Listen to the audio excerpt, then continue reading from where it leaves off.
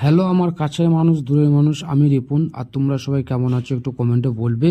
তো আজকে আমরা একটা বিশেষ কারণে গেছিলাম আসানসোল দুর্গাপুর। তো ওখান থেকে ফেরার পথে রাস্তার ধারে আমাদের সুকান্ত ভাই নাকি বলছে নাকি এখানে লিট্টি আর জিলাপি নাকি খুব সুন্দর হয়।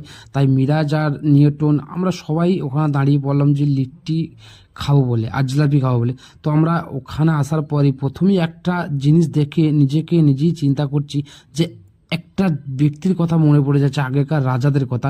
তো আগেকার রাজারা যদি কোনো মানুষ অন্যায় করতো বা মানে কোনো খারাপ কাজ করতো তা তাদেরকে শাস্তি দিত।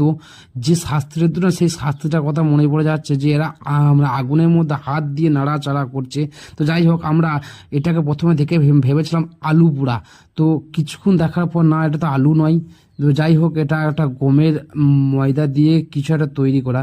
আর এখানে সব থেকে বেস্ট হচ্ছে জিলাপি। তো দেখো বন্ধুরা, তোমরা জিলাপিটা দেখো। এখানে শুধু দেখলে হবে না, জিলাপিটা দেখার পর না মানে খেতে ইচ্ছা করে, খেতে গিয়ে ভয় লাগছে। এক একটা জিলাপির পিস হচ্ছে 30 টাকা। তাই যাই হোক, আমরা অল্প স্বল্প কিছু নিয়েছি আর খেয়েছি। খাওয়ার পর এখানে জিলাপিটা এত সুন্দর। খাওয়ার পর আমাদের ইচ্ছু আবার নাকি জিলাপি 10 পাঁচ ভরলো বাড়ির জন্য নিয়ে আসার জন্য।